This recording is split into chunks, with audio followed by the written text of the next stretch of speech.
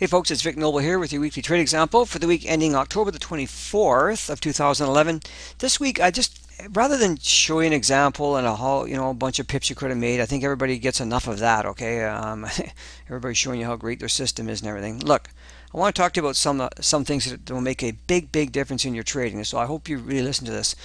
And there's a couple of things here. First of all, I think that it's important to understand that a lot of people do back testing with their methods and figure out in history how it would have done and look back, and I'm here to tell you that I think most of that's not very good. I don't think it's very accurate. I don't think it's very useful in my humble opinion, because back testing is it's very easy to curve fit things. You can go back and massage the parameters a little bit and so that this and this wouldn't happen or would happen, and you would change your rules on things, and you can make it become very accurate by back testing. And it's a big fallacy. It makes you feel good because you think you found something that's really accurate, and in real time it's every single trade is different. The circumstances are different, the environment's different, the players are different, the time of day is different. There's so many different things. They are never a duplicate. Okay, now I'm not saying that you can't have patterns that duplicate, but you can't just take them blindly because you found out in the past that it does this and this and this. You have to assess each one on their own merits. Okay, that's my own opinion after 30 years of doing this, and also working closely with a lot of people who are very expert at doing this as well. Here's the other thing too, that I want to talk to you about the differences between using demo accounts and using real accounts. And I think it's a really important distinction here. When you trade, when you want to learn how to trade, I think it's extremely important that one of the most important things you can do is get in there and trade. Now, I know that the whole process can be a little bit intimidating. Now, I'm not saying just without knowing anything. I mean, obviously you got to go and learn some basics and how you want to trade and that kind of thing. And yes, use the demo platform to learn how the platform works. That's very useful and critical. But after you've done all that, you've got to get in there. Once you decide on the method that you're going to trade, you've got to make the commitment at some point. There is no getting around it. Okay, you have to trade.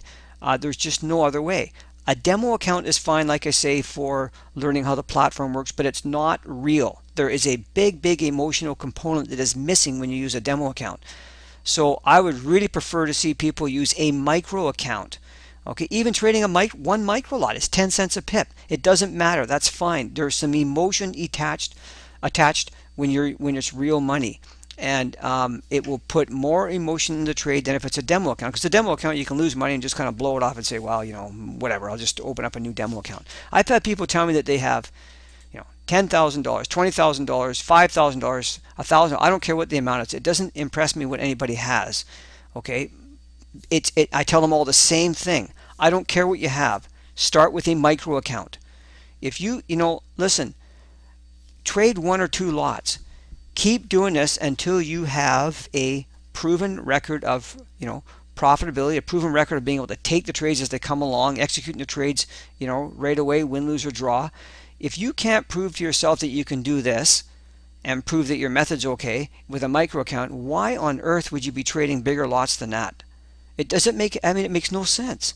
Why are you committing your good hard-earned money to something that you have no idea about? Prove it first with a micro account. Big deal. As a coach here, and I teach this in the coach's corner and just personal coaching, it's the same thing. I always feel that my sort of first and foremost job is to stop people from losing money. Job one. We'll get to the making money part first, but first of all, don't lose a lot of money. Yeah, you can lose a bit of money when you're learning. Of course, we all do that. It shouldn't have to happen that you lose much money. I've had times in the past when I've lost a lot of money. I was never taught the principles of risk management and trade management when I first started this. You can fast track. In fact, what I'm telling you here today will help you. Don't risk more than 1% or 0.5% of your accounts. Plenty when you're learning how to do this. You'll be so much better off. I just can't tell you. It's not fun going through big drawdowns in cash. Maybe you've experienced it, maybe not.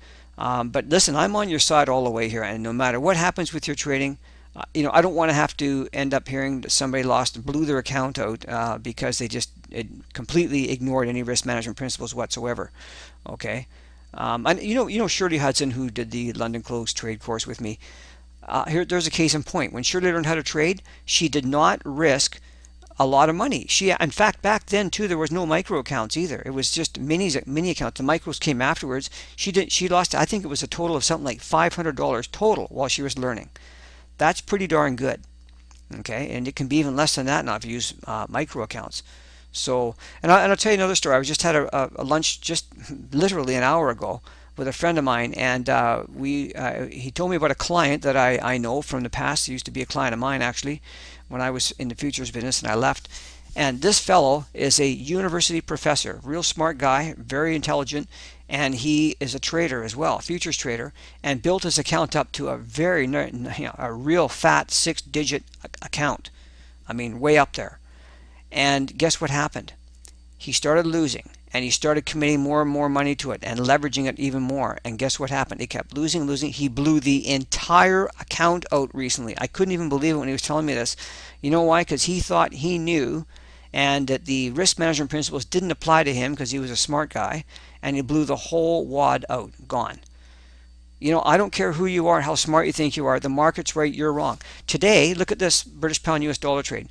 This level of support is a 50% retracement. The pound loves that. I mean, I was all excited to sell this thing today. Let's go to an hourly chart. And I sat there and sat there. London closed, came along, and I finally saw this inverted hammer. See this pin bar here? This is spiked up. I'll just zoom that in. Right there, it was spiked up and came down. Right at the London close, I sold it right in here, actually just at 159.48, and I took profit out down in here, and I went out and met this guy for lunch. Right? Because I figured, well, it's Friday, I don't want to hold anything coming to the weekend. I'll take my profit and get out. I came back just now, and it's all the way back. I would have lost money if I had no risk management or no money management principles whatsoever. I already had it in place where I was going to take my profit, made some money today. It wasn't a lot, but if I had not done what I did, I would have had a losing day. Okay, so I hope you take this to heart. I really mean it. 2 things here today. Don't get into a bunch of back testing of things that it's very misleading. Back testing can be okay, but it can also be very, very misleading because conditions are different all the time. This was you know what happened the other day? The Dow ends up like 267 pips or something like that. Okay, in this case here, at this point, the Dow was starting to come off, so the risk was coming out of the day. It was starting to bleed off here and that, so it kind of fit with going short in here. And so thankfully I got out of it down there. But you have to be able to read all the conditions. They're not the same every time. They're never the same. They're always different. And the other thing is, please use a micro account till you know what you're doing. Okay, I know that it's like, don't make this about the money. If you make it about the money, you're going to have problems. Trading should not be about the money. It should be about the process, about learning how to identify setups and how to use good principles of risk management and trade management. That's what it's all about. The money part will follow.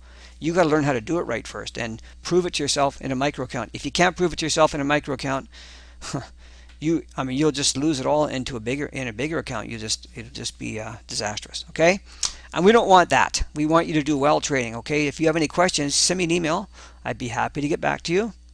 And you guys have a great weekend, and I'll be back at the end of next week with another weekly trade example / lesson for you. Alrighty, see you then.